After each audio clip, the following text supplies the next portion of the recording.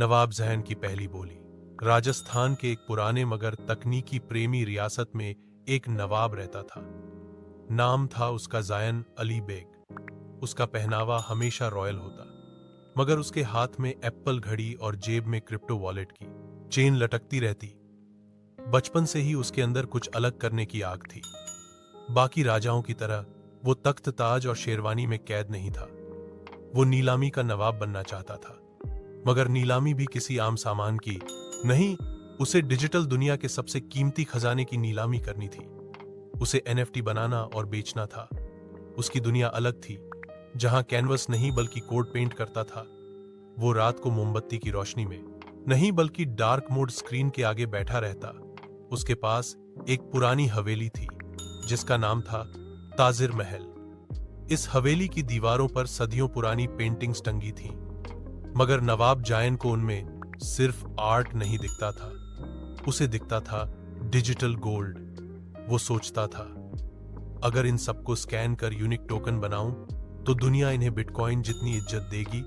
उसकी मुलाकात एक हैकर से हुई जिसका नाम था अब्राहम सैयद। वो चेन्नई से था और उसकी उंगलियों में बिजली दौड़ती थी। उसने जायन को बताया कि कैसे ब्लॉकचेन पर आर्ट वर्क को मिंट किया जाता है और कैसे एक जेपीजी फाइल भी दुनिया की सबसे कीमती चीज बन सकती है। उस दिन से ताजिर महल एक आर्ट गैलरी बन गया, मगर वो ऐसी गैलरी थी जिसकी कोई दीवार नहीं थी, कोई छत नहीं थी। उसका दरवाजा ओपन सी पर खुलता था और उसकी खिड़की मेटामास्क में जाती थी। जायन ने पहली बार अपने दादा की बनाई एक पेंटिंग को स्कैन किया और उसे एनएफटी बना दिया। उसका नाम रखा गया सूफियाना साया। ये एक ऐसे दरवेश की तस्वीर थी जिसके सिर पर कोई चादर नहीं, मगर आंखों में पूरा जहान झलकता था। जब पहली बार ये एनएफटी नीलामी में डाली गई तो सिर्फ 3 मिनट में एक यूरोपियन कलेक्टर ने उसे $1,00,000 में खरीद लिया। नवाब जायन उस दिन अपने घोड़े पर बैठा नहीं, बल्कि अपने लैपटॉप के सामने उछल रहा था। उसे महसूस हुआ कि ये वो तख्त है जो पुराने किलों से ऊंचा है। उस दिन से उसका नाम डिजिटल बाजारों में गूंजने लगा और उसे मिलने लगे वो पैगाम जो पहले सिर्फ रियासत के रोशन खानों में पहुंचते थे। अब उसकी हवेली में आर्टिस्ट्स का जमावड़ा होने लगा। हर कोना डिजिटल कैनवस बन चुका था।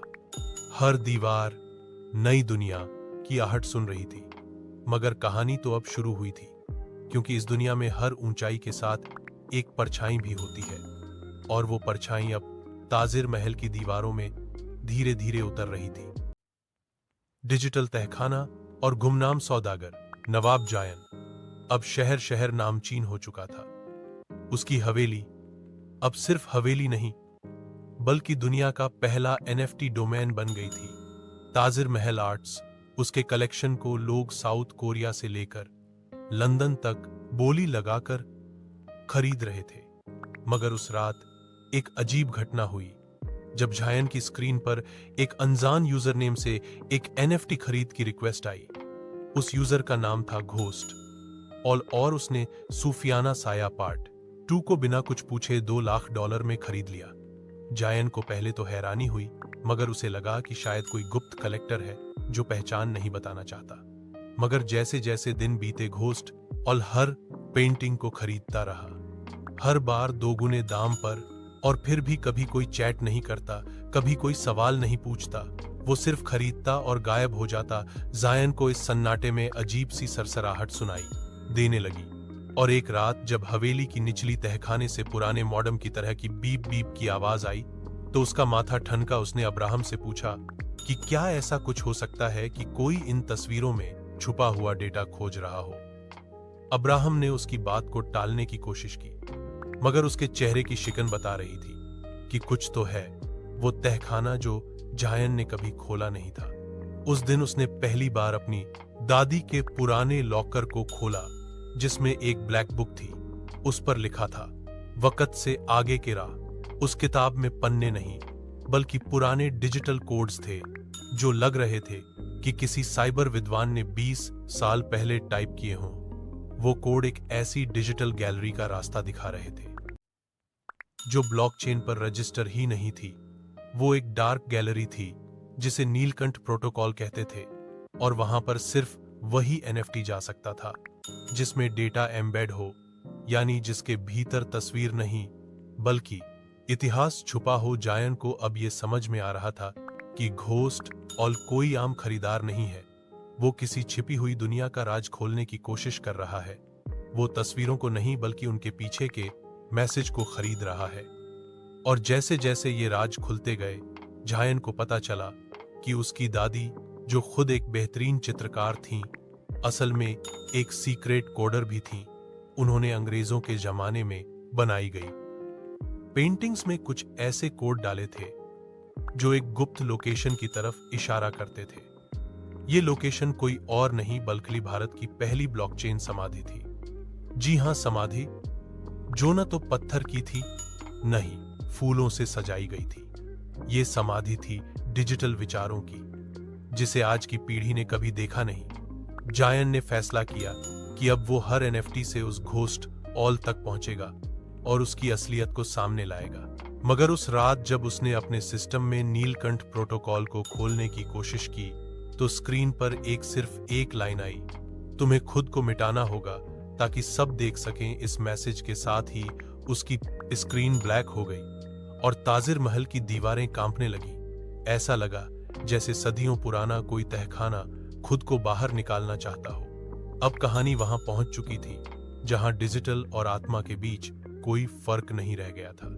अब अगला कदम एक ऐसे सौदागर से भिड़ना था जिसे कोई जानता नहीं था, मगर जो सब कुछ जानता था। आखिरी एनएफटी और टूटे हुए किले का सच, नवाब जायन अब वो इंसान नहीं रहा था जो कभी हवेली के बरामदे में खड़े होकर बिडिंग की घंटी बजाया करता था। अब वह एक रहस्य की जड़ तक पहुंचने वाला खोजी बन गया था। उसने तय कर लिया था कि चाहे कुछ भी हो, वह उस गुमनाम घोस्ट ऑल को सामने लाकर ही दम लेगा। अब्राहम ने उसे एक ट्रेसिंग कोड दिया जिससे वह हर खरीदे गए एनएफटी के भीतर छुपे डाटा को डिक्रिप्ट कर सकता था। जायन ने उस कोड से जब सबसे पहले सूफियाना साया पार्ट 2 को अनलॉक किया, तो उसमें से एक लोकेशन निकली जो राजस्थान के मरुस्थल में एक उजड़े हुए किले की ओर इशारा कर रही थी। उस किले का नाम था रूहगढ़ और कहा जाता था कि वहां एक जमाने में ऐसे फकीर रहते थे जो चित्रों के जरिए इतिहास को छिपाया करते थे। जायन ने बिना वक्त गंवाए उस जगह की तरफ कूच किया। साथ में अब्राहम भी था और उसका डिजिटल स्कैनर भी रेत के समुद्र में। जब वो दोनों उस टूटे हुए किले तक पहुंचे, तो वहां सिर्फ पत्थर नहीं थे, वहां एक दीवार थी जिस पर बिना रंग की एक पेंटिंग बनी थी, एक सूखा वृक्ष और उसके नीचे बैठा एक शख्स जिसके माथे पर लिखा था आखिरी गवाह। अब्राहम ने जैसे ही उस चित्र को स्कैन किया, वहां से एक आवाज गूंजी, एक गूंज जो किसी नाड़ी की तरह जायन के सीने में उतर गई। और फिर उसके फोन में एक मैसेज आया, तुम बहुत दूर चले आए हो नवाब, मगर अब तुम्हें खुद को मिटाना होगा वरना मैं तुम्हें मिटा दूंगा। घोस्ट ऑल की ये सीधी चुनौती थी, मगर जायन अब डरने वाला नहीं था। उसने उस चित्र को वहीं बैठकर डिजिटल फॉर्म में बदला और उसे एनएफटी बनाकर अपलोड कर दिया। उसका नाम रखा गवाह का किला। और जैसे ही यह एनएफटी लाइव हुआ, दुनिया भर से लोग उसे देखने के लिए टूट पड़े। मगर तभी एक नया बिड आया जो सबसे ऊपर था। $10 मिलियन का बिड घोस्ट ऑल से जायन ने बिड स्वीकार की, मगर इस बार उसने एनएफटी के भीतर एक कोड एम्बेड किया था जो जैसे ही ट्रांसफर होता, स्क्रीन पर एक लाइव स्ट्रीम खुल जाती। और फिर जो हुआ वह इतिहास बन गया। घोस्ट ऑल का सिस्टम हैक हो गया। स्क्रीन पर उसका चेहरा सामने आया और जायन ने देखा कि वो कोई और नहीं बल्कि खुद अब्राहम सैयद था।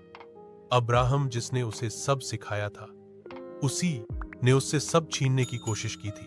उसका मकसद था नीलकंठ प्रोटोकॉल के सारे चित्र खरीदकर उन्हें डार्क चैनल्स पर बेच देना, ताकि असली इतिहास कभी किसी के सामने ना आ सके। जायन टूट गया था, मगर उसने हार नहीं मानी।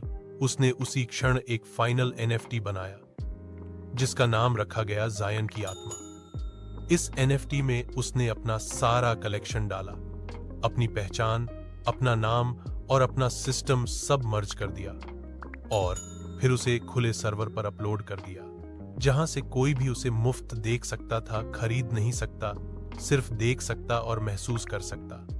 जायन ने खुद को डिजिटल रूप में दुनिया के हवाले कर दिया और अब्राहम को सिस्टम से ब्लॉक कर दिया। अब्राहम गायब हो गया। एनएफटी कम्युनिटी में तूफान सा आ गया। लोग कहते हैं जायन अली बेग अब इस दुनिया में नहीं, मगर उसकी आत्मा हर उस आर्टवर्क में सांस लेती है जो दिल से बना हो, बिना लालच के, बिना दिखावे के। रूहगढ़ का किला अब एक डिजिटल तीर्थ बन चुका है, जहां लोग जाते हैं और एक स्क्रीन के सामने खड़े होकर जायन की बनाई उस आखिरी एनएफटी को देखते हैं, जिसमें ना रंग है ना फ्रेम है, बस एक आंख है जो सब कुछ देखती है। कहते हैं जिसने उस आंख को एक बार देख लिया, वो अपने अंदर एक नया फनकार पाता है, एक नया इंसान बन जाता है। एनएफटी वाला नवाब अब नाम नहीं रहा, वो एक विचार बन गया है, एक रूह, एक तहरीर जो ताजिर महल की दीवारों से उठकर दुनिया की सबसे अनोखी गैलरी में जा बसी है, जहां कला और आत्मा एक हो जाते हैं और जहां हर कहानी एक तस्वीर नहीं बल्कि एक जिंदा इतिहास बन जाती है।